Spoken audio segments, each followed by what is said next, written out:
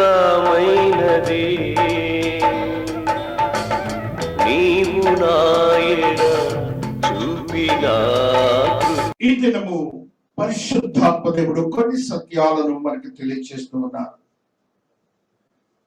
అద్భుతమైనటువంటి శక్తివంతమైన దేవుని అపొస్తలుడైనటువంటి పేతురు భక్తుడు ఆయనకు ఒక నామాన్ని చెప్తూ ఈయన ఇలా మాట్లాడుతూ ఉన్నారు. పరిశుద్ధ గ్రంథంలో ఉన్నటువంటి ఈ సత్యాన్ని అపొస్తలుల కార్యములు 3వ అధ్యాయములో 15వ వచనాన్ని ఒక పర్యాయం చదువుకుంటూ వస్తున్నాం. మీరు జీవాధిపతిని చంపితిరి కానీ దేవుడు ఆయనను మృతులలో నుండి లేపెను. అందుకు మేము సాక్షులము. దేవునికి ఒకసారి స్తోత్రాలు చెప్తున్నాం. దేవునికి ఒకసారి స్తోత్రాలు చెప్తున్నాం. హల్లెలూయా. అద్భుతమైనటువంటి సత్యాన్ని పేతురు భక్తుడు యూదులతో చెప్తున్నాడు, పరిసయ్యులతో చెప్తున్నారు. అక్కడ ఉన్నటువంటి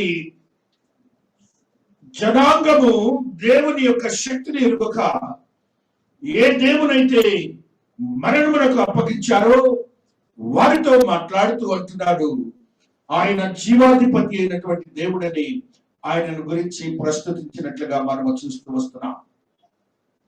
అయితే మనుష్యుడు దేవుని యొక్క శక్తిని ఎరుగక, దేవుని యొక్క నామములో గల యుక్తిని జ్ఞానమును ఎరుగక, వారి యొక్క జ్ఞానము శూన్యమై ఆయనను ఆ యొక్క మరణమునకు అప్పగించినట్లుగా, అనగా సిలువకు అప్పగించినట్లుగా భక్తుడు మాట్లాడుతున్న మాటని మనం గ్రహించాలి.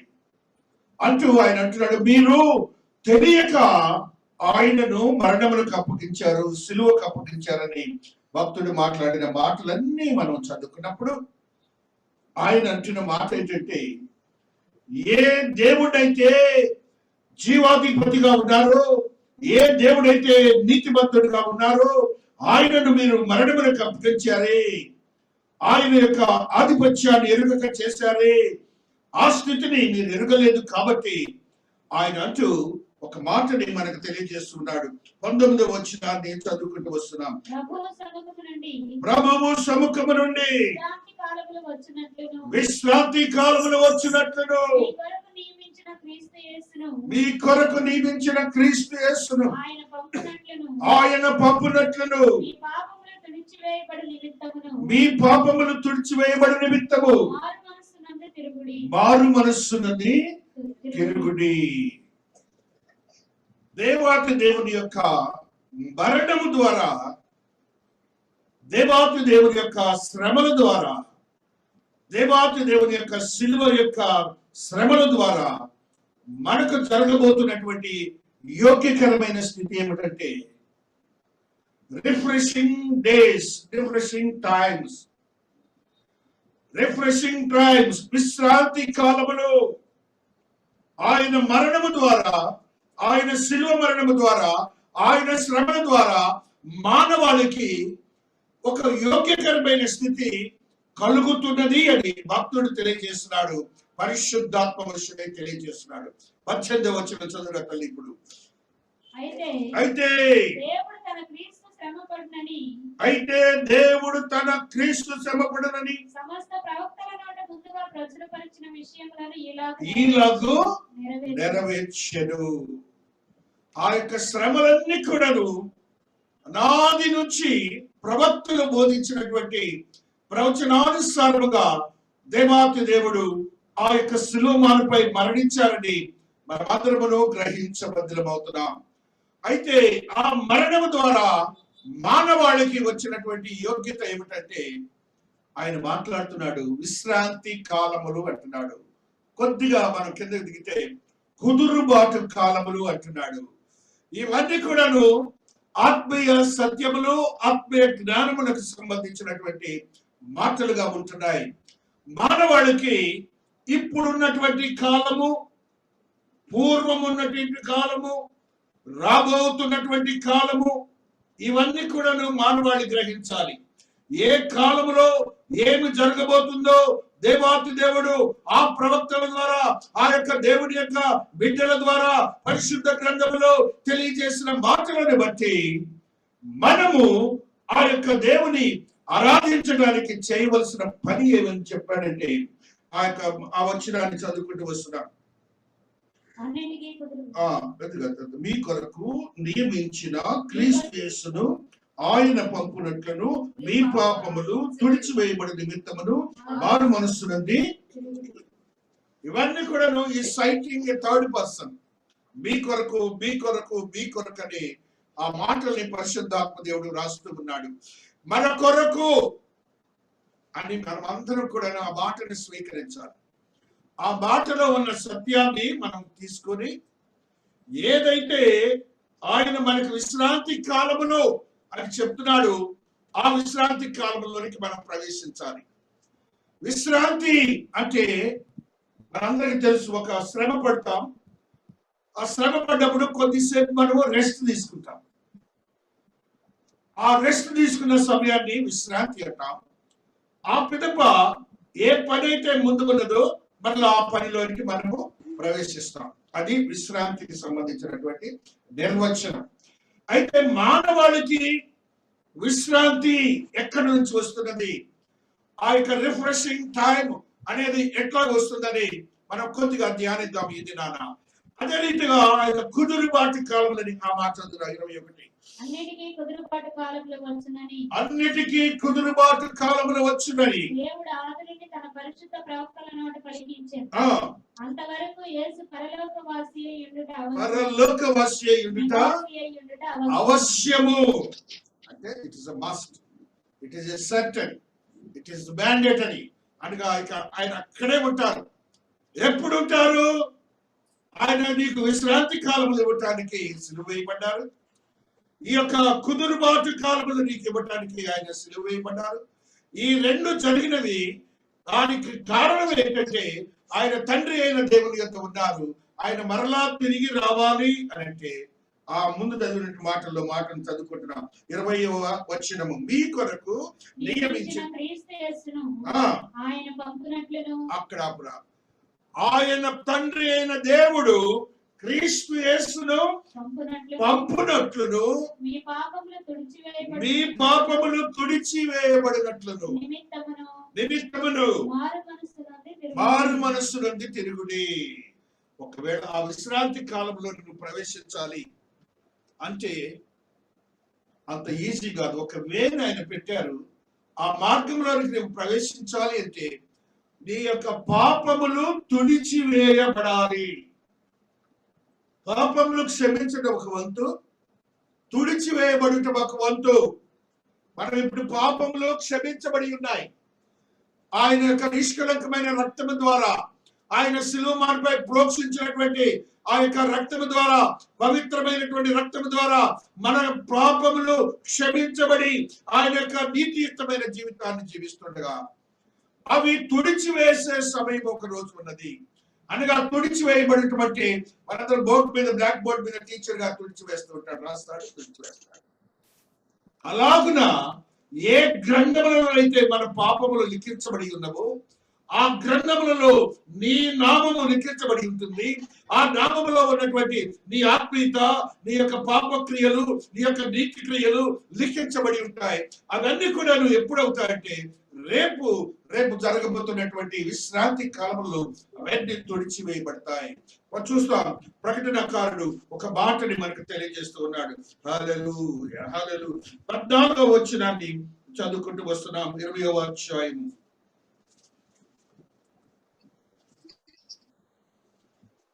రెండవ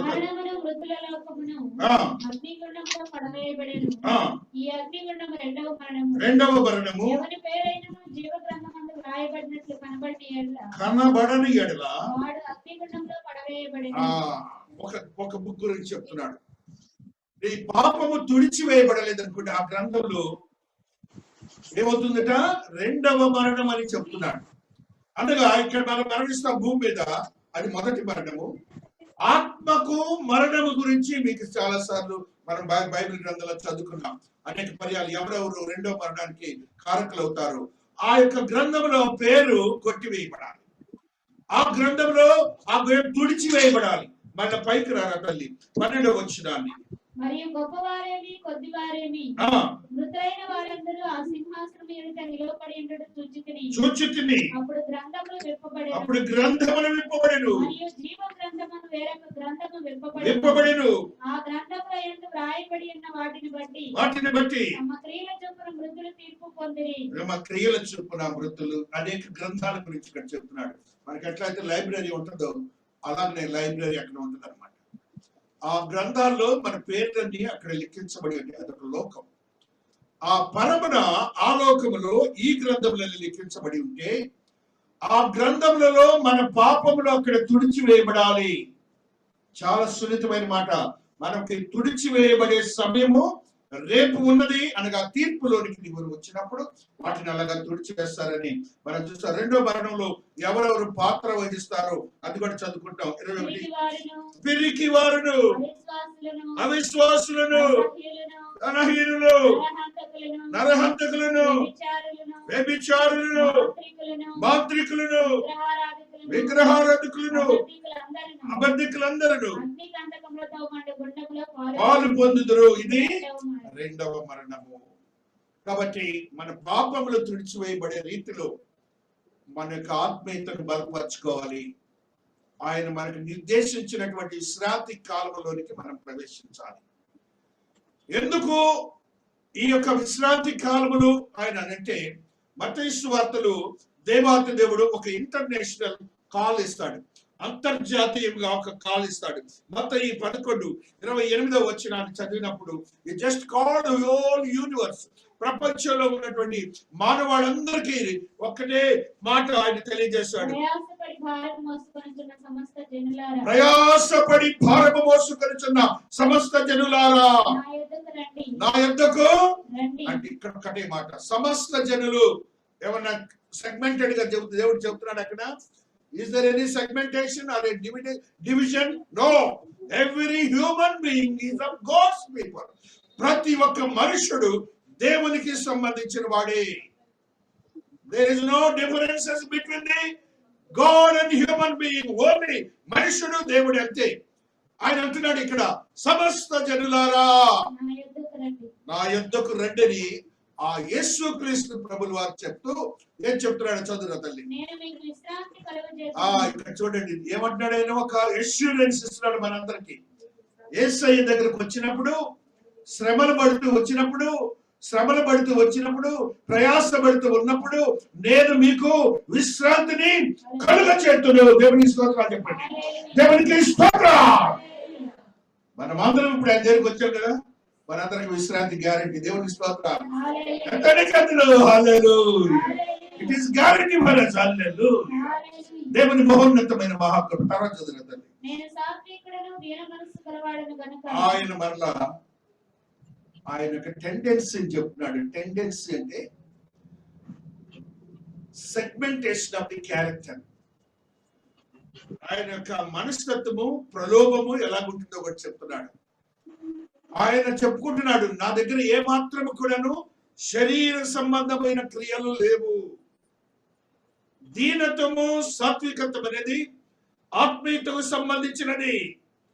దీనిలో దైవత్వమే ఉంటుంది, దీనిలో ఆత్మీయత ఉంటుంది, దేవునికి సంబంధించినటువంటి జ్ఞానమే ఉంటుంది. ఆయన అది చెప్పుకుంటూ నా స్థితి అది, నేను అందుకే మిమ్మల్ని పిలిచాను, కాబట్టి మీరు నా యొద్దకు రండి అని దేవుడు ఏం చేస్తున్నాడు. an ఇంటర్నేషనల్ కాల్, అంతర్జాతీయ ఒక పిలుపు అన్నమాట. ఒక సెగ్మెంట్, ఒక దేశానికి కాదు, ఒక మనుష్యుడికి కాదు, ఒక రేసుకి కాదు, అందరికీ కూడాను ఆయన నేనే నీకు విశ్రాంతి కలుగ చేయవడనని ఆయన మాట్లాడిన మాటని మనం అందరం గమనించాలి. అలాంటి విశ్రాంతిని మనం పొందాలి అంటే ఇప్పుడు మనం చేసిన పని ఆయన్ని రక్షకుడిగా అంగీకరించుకున్నాం. అంతేనా? మన పాపముల గురించి ఆయనకి తెలియజేశాం. అంతేనా? ఆయన మన పాపములను క్షమించాడు. అంతేనా? ఆ తర్వాత ఆయన రేపు రాబోతున్నప్పుడు ఆ పాపములు తుడిచివేసే సమయం వరకు కూడాను నీ నీతిని నువ్వు కాపాడుకుంటా ఉండాలి. ఈసారి తప్పులే, మరలాలే, ఇది లేదు, దేవునితో మాట్లాడండి. మరలా అది లేకుండా దేవుడు చేయటానికి నీకు శక్తిని, బలాన్ని, వాక్యంలో ఉన్నటువంటి స్థితిని అనుగ్రహించమని ప్రార్థించండి. తర్వాత ఏమన్నా అక్కడ ఏలయనగా అప్పుడు మీ ప్రాణములకు విశ్రాంతి దొరుకును. మీ ప్రాణములకు విశ్రాంతి దొరుకును. ఏలయనగా ఆ కాడి సులువుగాను నా భారము తేలికగాను ఉన్నవి. అన్ని స్పష్టంగా చెబుతున్నాడు. కష్టపడతారేమో, నా దగ్గరకు వచ్చి ఇబ్బంది పడతారేమో, కాబట్టి అదేం లేదు. నా దగ్గర you will be very happy, సంతోషంగా ఉంటారు. మీకు అద్భుతమైనటువంటి భవిష్యత్తు ఉంటుందని ఆయన ఒక అద్భుతమైనటువంటి ఆశీర్వదకరమైన పిలుపునిచ్చారు. ఆ పిలుపునందుకనే మనం అందరం కూడా ఈ స్థలంలో కూర్చొని దేవునికి స్తోత్రాలు చెప్పుకుంటున్నాం. ఆ పిలుపునందుకని, ఆ పిలుపులో ఉన్న సర్వము, బైబిల్లో ఉన్నటువంటి సర్వమును గురించి దేవుడు మాట్లాడాడు. ఆ సర్వాన్ని మనము స్వాధీనం చేసుకోవడానికి అంటున్నాడు భక్తుడు, పేతురు భక్తుడు, మీ పాపములు తుడిచివేయబడు నిమిత్తము అని అంటున్నాడు. ఆ తుడిచివేయబడాలి అంటే ఏం చేయాలి? మరలా మరలా మరలా మరలా పాపంలోనికి వెళ్ళాలా, దోషంలోనికి వెళ్ళాలా, వెనుకకు వెళ్ళాలా. అందుకని అక్కడ తెలుగులో తిరుగుడి అనే మాటని చెప్తున్నాడు. యూటర్న్, యూటర్న్ అని మీరు బాగా రోడ్ల మీద చూస్తాడు, బోర్డు పెడతారు. ఇటు వెళ్తారు, ఇటు వచ్చేదాన్ని యూటర్న్ అంటారు. కాబట్టి నువ్వు ఎప్పుడైతే దేవునితో బందీ చేసి కాబట్టావో, ఒక నిబంధనలోకి వచ్చావు, ఆ రోజు దేవునితో నువ్వు ఒక కవనెంట్ తీసుకున్నావు, ఆ దినాన ఏదైతే దేవునితో నువ్వు మాట్లాడుకున్నావు దానిని మరలా తిరిగి నువ్వు దేవునితో సంధి చేయమంటున్నాడు. అప్పుడు నీ పాపములు తుడిచివేయబడే స్థితి దేవాది దేవుడు ఉంటుంది అంటున్నాడు. ఆయన్ని భూలోకానికి ఆయన పంపిస్తారని, ఆయన దేవుని చెంత ఉన్నాడనే సంగతిని భక్తుడు తెలియజేసిన మాటని ఒకసారి గమనాన్ని తీసుకుంటున్నాం. విశ్రాంతి కాలములు వచ్చినట్లును మీ కొరకు నియమించిన క్రీస్తు యేసును ఆయన పంపునట్లును మీ పాపములు తుడిచివేయబడి నిమిత్తమును మారు మనస్సు నుండి ఇరుబడి. మారు మనస్సు అనే మాటని క్రైస్తవ లోకంలో ఎప్పుడూ వింటానే ఉంటాం మనం. ఈ మాటని చెప్పని కాపురున్నాడు, చెప్పని దైవజనుడు, ఇవాంజలిస్ట్ ఉన్నాడు, ఎవరు కూడాను మారు మనస్సు మారు మనస్సు మారు మనస్సు అనే మాటని పర్టికులర్ గా ఎనీ టైమ్స్ చెప్తూ ఉంటారు. కానీ అది వినటానికి కాదు, అది నీలో పశ్చాత్తాపముల గురించినటువంటి స్థితిని కలుగ చేసే మాట, అది నీలో ఉన్నటువంటి పాపపు జీవితముల గురించి తెలియజేసే మాట. అది ఆ మాటను నువ్వు గమనించి ఎప్పటికప్పుడు you should have to get yourself purified regularly.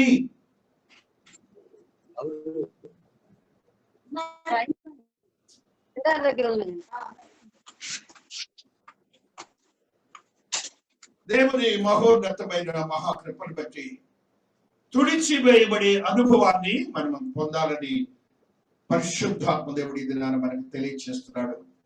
ఆయన నామము జీవాధిపతి అని తెలియజేశాడు.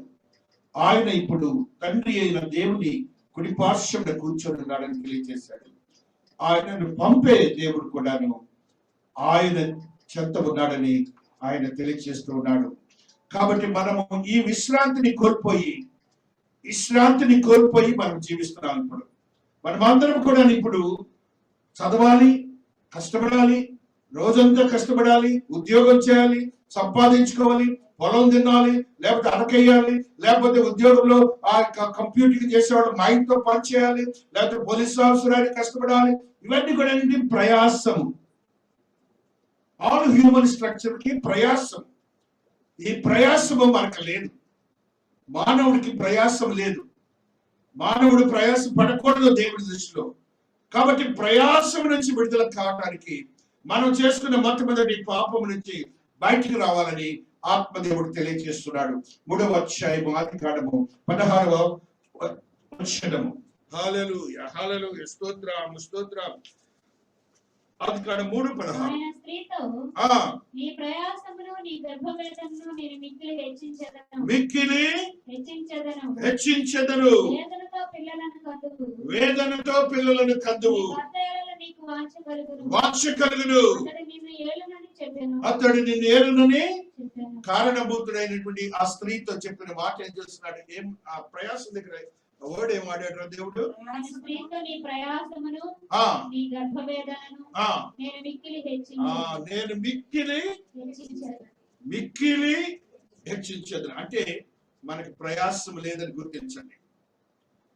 ఈజీ డెలివరీ కావాలి స్త్రీలకి, ఈజీ డెలివరీ కావాలి. కానీ మనం చేసిన తప్పుని బట్టి ఆ స్థితి దేవుడు ఇచ్చాడని మీరు గమనించాలి.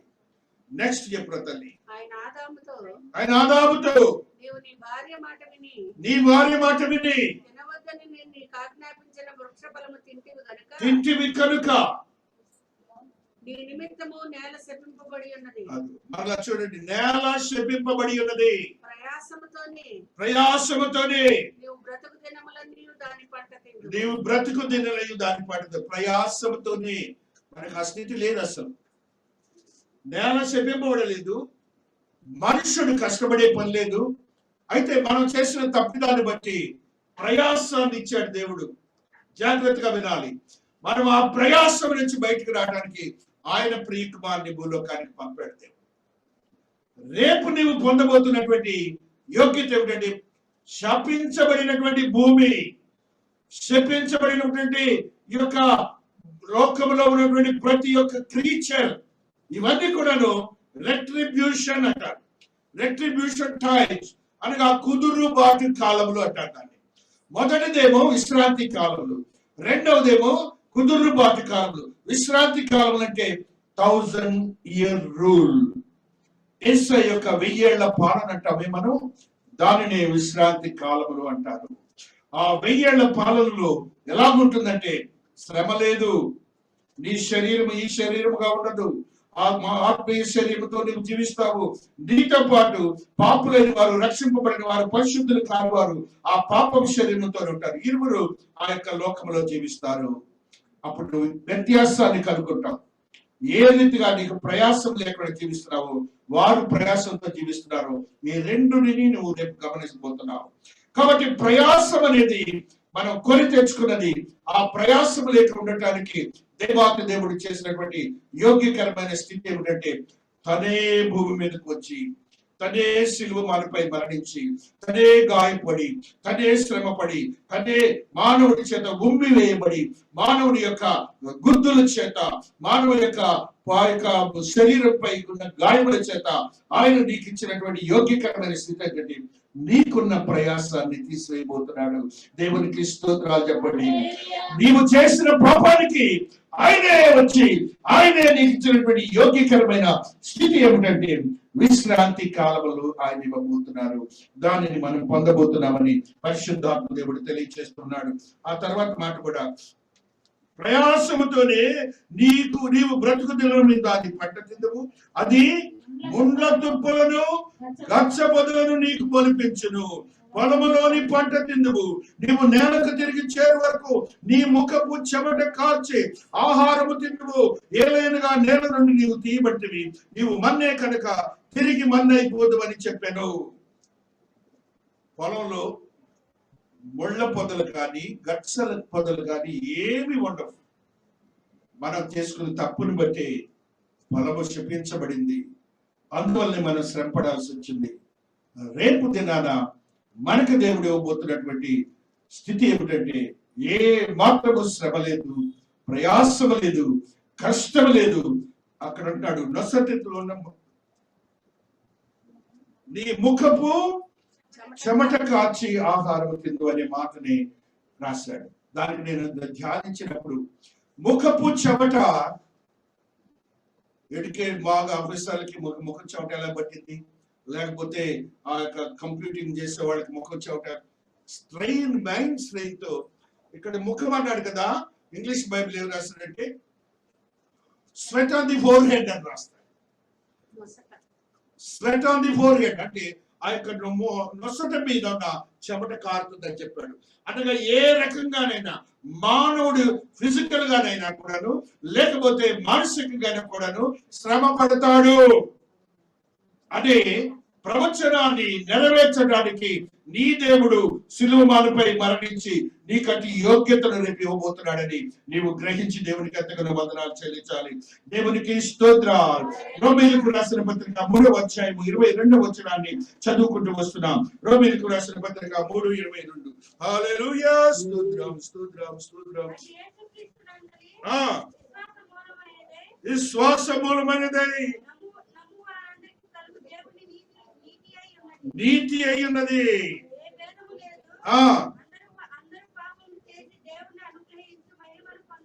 పొందలేకపోతున్నారు.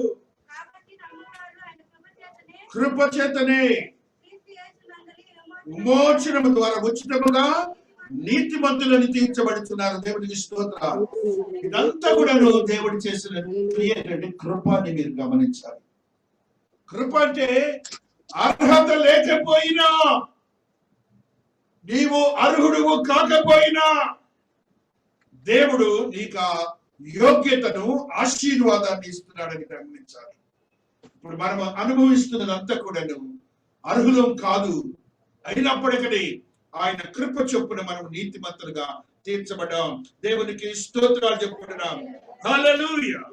ఆత్మదేవుని ఆత్మశక్తిని బట్టి ఇది ఈ ప్రయాసం అనేది రావటానికి కారణము అజ్ఞానమై ఉంటున్నది. ఈ ప్రయాసం అనేది రావటానికి కారణము దేవుని యొక్క నీతిని తెలుసుకోకపోవటం అయి ఉంటున్నది. దేవుని యందు భక్తి తత్పరత లేకపోవటం అయి ఉంటున్నది. కాబట్టి ఈ స్థితిని రేపు తీర్పులోనికి దేవుడు తీసుకొని రాబోతున్నాడని మనం గ్రహించాలి. భక్తిహీనత అంటే లేకుండా ఉండుట, నీలో లోపించుట. ఆ యొక్క భక్తిహీనతకు రేపు తీర్పు ఉన్నదని యూదా భక్తుడు ఒక సత్యాన్ని మనకు తెలియజేశారు. యూదా భక్తుడు తెలియజేసిన సత్యాన్ని ఈ రీతిగా చదువుకుంటూ వస్తున్నాం. హల్లెలూయా హల్లెలూయా. స్తోత్రం స్తోత్రం స్తోత్రం. 14వ వచనము. ఆదాము మొదలుకొని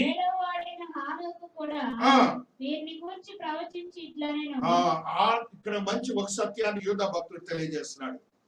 ఆదాముని ప్రవక్తగా చెప్తున్నాడు, హనోకుని ప్రవక్తగా చెప్తున్నాడు. వారు ఆదాము హనోకులు ప్రవచించారట. ఆ ప్రవచనాల్లో ఉన్న సత్యాన్ని కూడా మనం గ్రహించాలి. ఇప్పుడు చదువుతలి నెక్స్ట్. ఇదిగో తీర్పు తీర్చుటకును వారిలో భక్తిహీనులందరూ. చాలా జాగ్రత్త. భక్తిహీనముగా చేసిన వారి భక్తిహీన క్రియలను బట్టి. చాలా సున్నితమైన మాట ఇది. భక్తిహీనముగా చేసిన భక్తిహీన క్రియలన్నిటిని బట్టి. ఎక్కడ ఉంటాయి ఇవి? It stands in the midst of the church. నీ యొక్క దేవాలయములోను, నీ యొక్క పరిశుద్ధతలోను, నీవు జీవించే స్థితిలోను ఉండే క్రమమే ఆ భక్తిహీనత. ఇప్పుడు మనందరం భక్తిహీనత కలవారమా, భక్తిమంతులమా? దేవునికి ఒకసారి స్తోత్రాలు చెప్పండి. అన్నానికి వందనాలు చెప్పండి. నెక్స్ట్ బ్యాచ్ ఉంది చూడండి. నెక్స్ట్ బ్యాచ్ ఎలాంటిదో చదువు తల్లి. భక్తిహీనులైన పాపులు చెప్పిన కఠినమైన మాటలన్నిటిని గురించి తనకు విరోధముగా చెప్పిన కఠినమైన మాటలని వారిని ఒప్పించుటకును ప్రభువు తన వేవేల పరిశుద్ధుల పరివారముతో వచ్చెను. వారు తమ దురాశల చొప్పున నడుచుచు లాభము నిమిత్తము మనుషులను కొనియాడుచు సడుగువారును తమ గతిని గురించి నిందించు వారినై ఉన్నారు.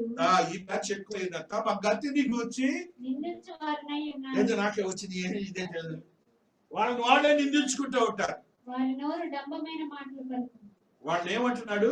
వాళ్ళకి ఏమిటో క్లైంట్ ఇచ్చారా తల్లి?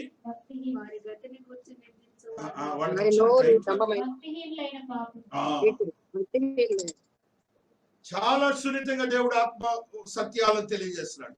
నీవు నిత్యుడైన దేవుని బిడ్డగా ఉన్నావు. నువ్వు ఎందుకు నిన్ను నిందించుకుంటావు?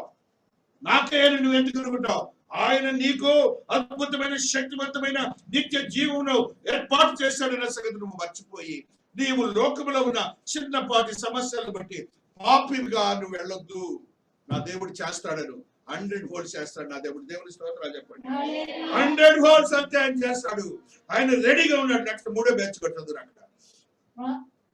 అయితే ప్రియులారా, అంత్యకాలమునందు తమ భక్తిహీనమైన దురాశల చొప్పున నడుచు పరిహాసకులుందురని మన ప్రభువైన యేసుక్రీస్తు అపోస్తలులు పూర్వమందు మీతో చెప్పిన మాటలను జ్ఞాపకం చేసుకొనుడి.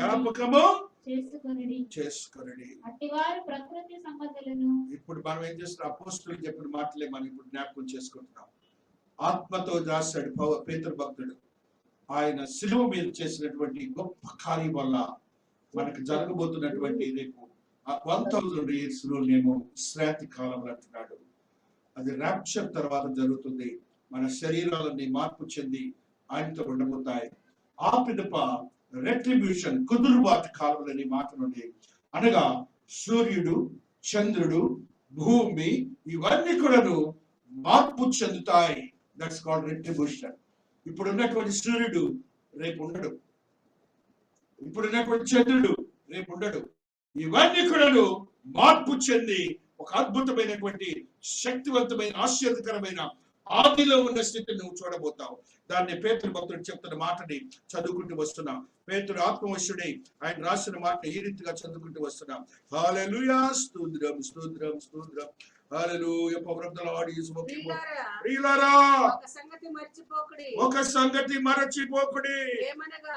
ఏమనగా ప్రభువు దృష్టికి ఒక దినము 1000 సంవత్సరముల వలెను, 1000 సంవత్సరములు ఒక బుద్ధలేవను ఉన్నవి.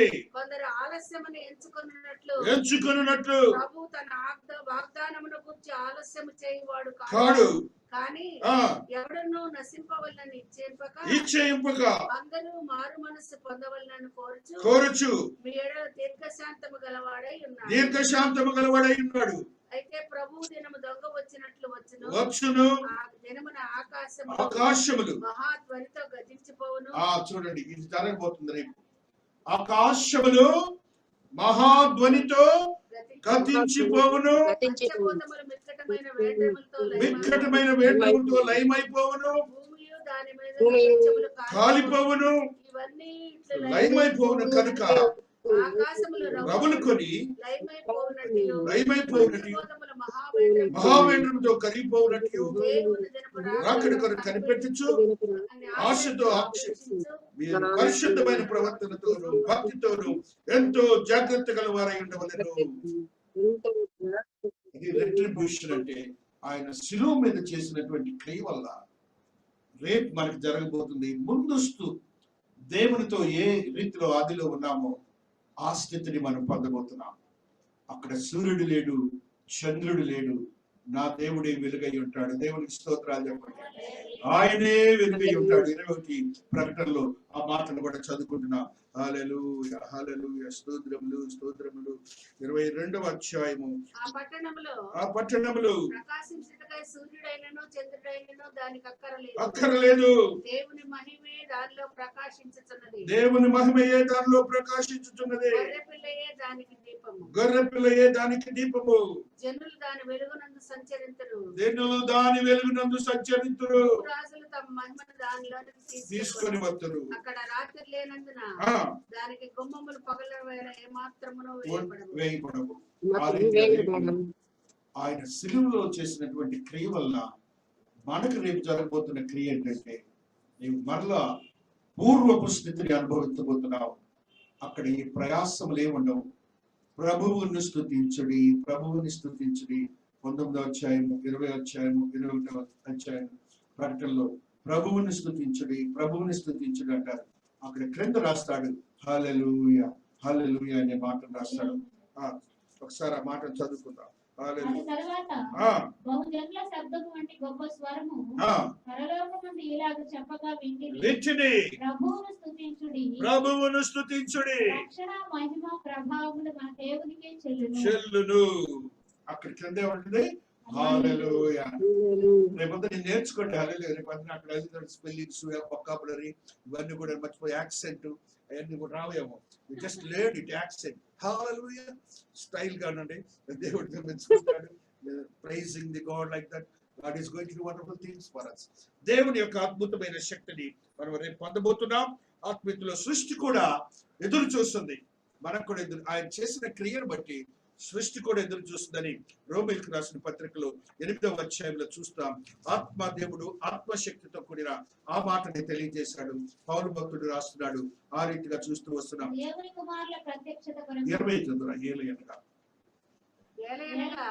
8:20 సృష్టి ఏలయనగా సృష్టి నాశనములకు లోనైన దాస్యములో నుండి విడిపింపబడి దేవుని పిల్లల పొందబో మహిమగల స్వాతంత్రం పొందునందున నిరీక్షణ కలది స్వేచ్ఛగా కాక దాన్ని లోపరిచిన వాని మూలముగా వ్యర్థపరచబడెను.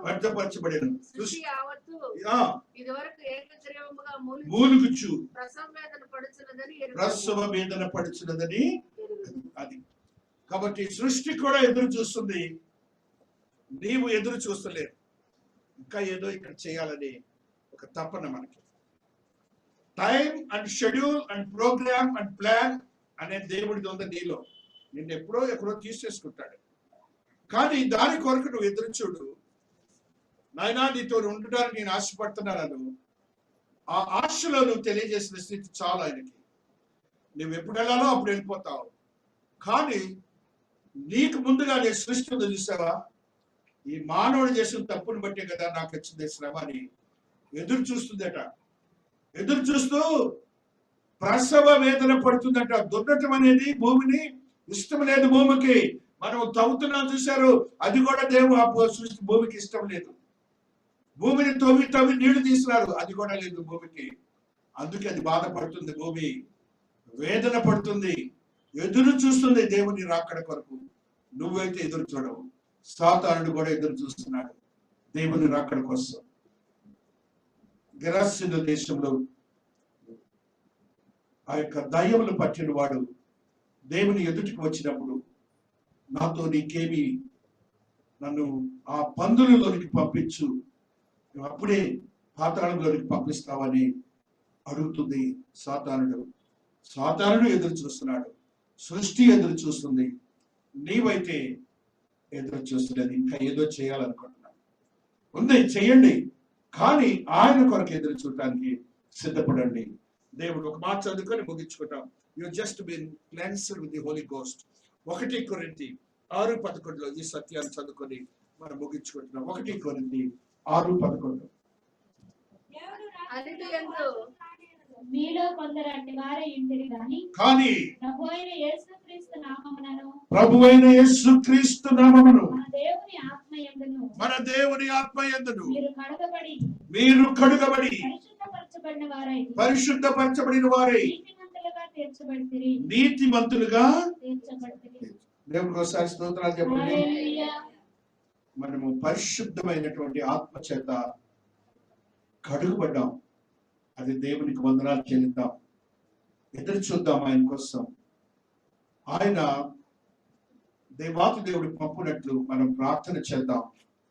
మారు మనసు మంది ఆయన వైపు తిరుగుదాం. ఇంకా దేవుడికి ఇష్టమైన ఏమైనా ఉంటే దేవునికి తెలియచేద్దాం. దేవుడు ఈ పరిశుద్ధ వాక్యమును దీవించి ఆశీర్వదించునుగాక. ఆమేన్. ఇది నా చివరి ప్రార్థన. అమ్మ ప్రార్థనలో మనల్ని నడిపిస్తారు.